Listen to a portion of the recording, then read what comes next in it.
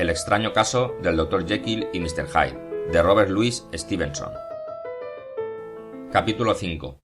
El incidente de la carta.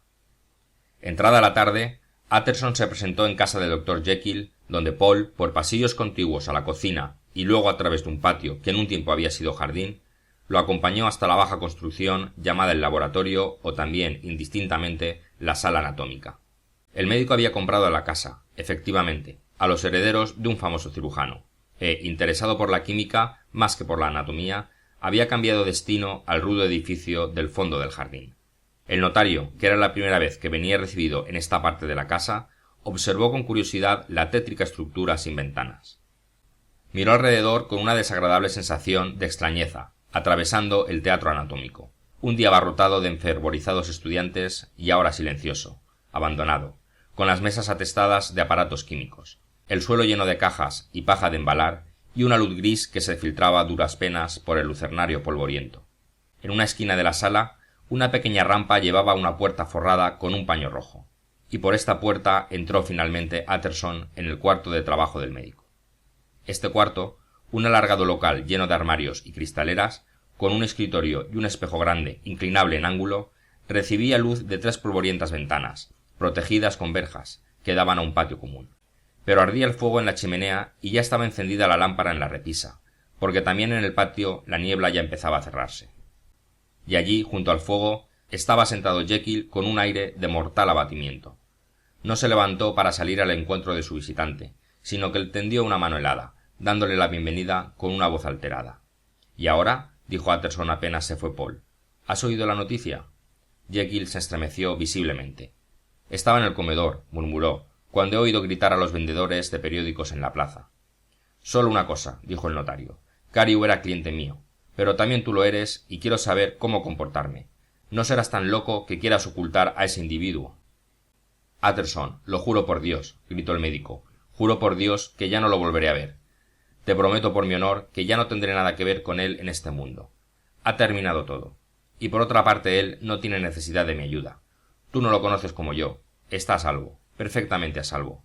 Puedes creerme si te digo que nadie jamás oirá hablar de él.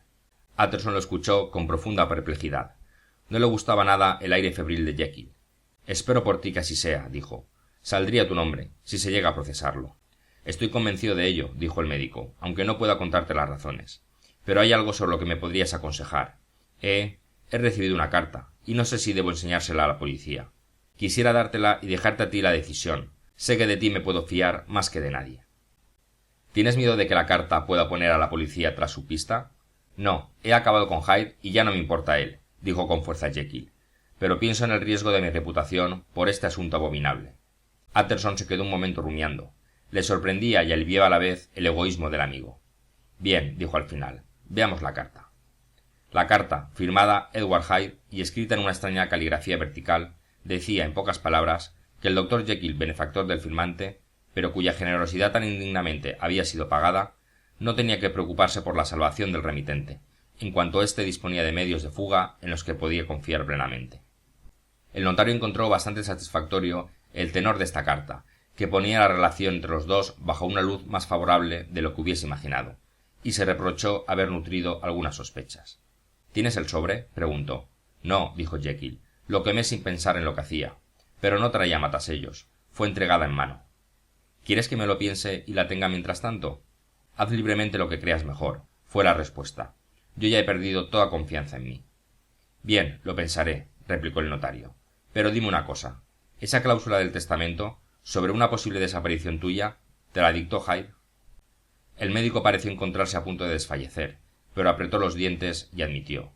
Lo sabía, dijo Utterson. Tenía intención de asesinarte. Te has escapado de buena. Ya me he escapado, Utterson. He recibido una lección. Ah, qué lección, dijo Jekyll con voz rota, tapándose la cara con las manos. Al salir, el notario se paró a intercambiar unas palabras con Poole.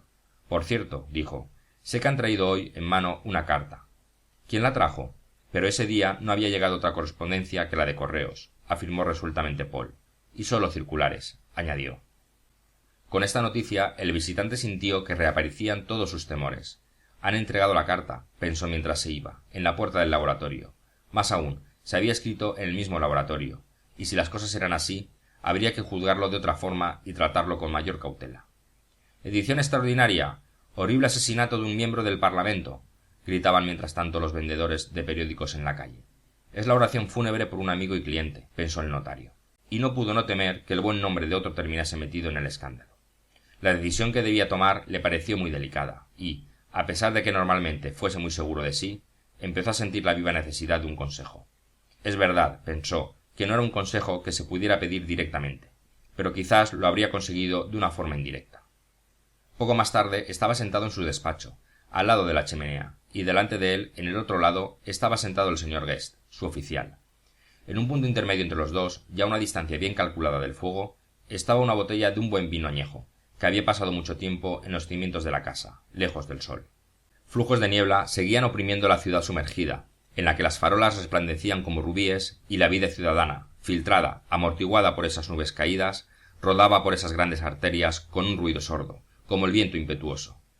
Pero la habitación se alegraba con el fuego de la chimenea, y en la botella se habían disuelto hacía mucho tiempo los ácidos. El color de vivo púrpura, como el matiz de algunas vidrieras, se había hecho más profundo con los años, y un resplandor de cálido otoño, de dorados atardeceres en los viñedos de la colina, iba a descorcharse para dispersar las nieblas de Londres. Insensiblemente se relajaron los nervios del notario. No había nadie con quien mantuviera menos secretos que con el señor Guest, y no siempre estaba seguro, bueno, de haber mantenido cuantos creía. Guest había ido a menudo donde Jekyll por motivos de trabajo. Conocía a Paul, y era difícil que no hubiera oído hablar de Hyde como íntimo de la casa. Ahora habría podido sacar conclusiones. ¿No valía la pena que viese esa carta clarificadora del misterio? Además, siendo un apasionado y un buen experto en grafología, la confianza le habría parecido totalmente natural. El oficial, por otra parte, era persona de sabio consejo. Difícilmente habría podido leer ese documento tan extraño sin dejar de hacer una observación, y quizás así, vete a saber, Utterson habría encontrado la sugerencia que buscaba. Un triste lío, dijo, lo de Sir Danvers. Triste, señor. Ya ha levantado una gran indignación, dijo el señor Guest. Ese hombre, naturalmente, era un loco. Querría precisamente vuestra opinión. Tengo aquí un documento, una carta de su puño y letra, dijo Utterson. Se entiende que este escrito queda entre nosotros, porque todavía no sé qué voy a hacer con él.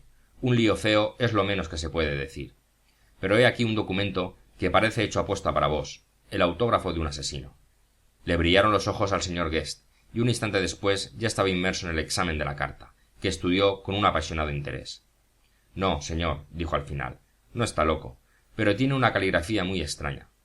Es extraña desde todos los puntos de vista, dijo Utterson. Justo en ese momento entró un criado con una nota. ¿Es del doctor Jekyll, señor? Me ha parecido reconocer la caligrafía en el sobre. Se interesó el oficial mientras el notario desdoblaba el papel. ¿Algo privado, señor Utterson? Solo una invitación a comer. ¿Por qué? ¿Queréis verla? Solo un momento, gracias, dijo el señor Guest. Cogió el papel, lo puso junto al otro y procedió a una minuciosa comparación. Gracias, repitió al final devolviendo ambos. Un autógrafo muy interesante. Durante la pausa que siguió, Utterson pareció luchar consigo mismo. ¿Por qué lo habéis comparado, Guest? Preguntó luego de repente. Bien, señor, dijo el otro. Hay un parecido muy singular. Las dos caligrafías tienen una inclinación distinta, pero por lo demás son casi idénticas. Muy curioso, dijo Utterson. Es un hecho, como decís, muy curioso, dijo el señor Guest. Por lo que yo no hablaría de esta carta.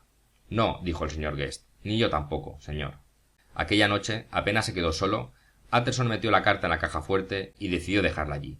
Misericordia, pensó. Henry Jekyll falsario, a favor de un asesino, y la sangre se le heló en las venas. Fin del capítulo 5.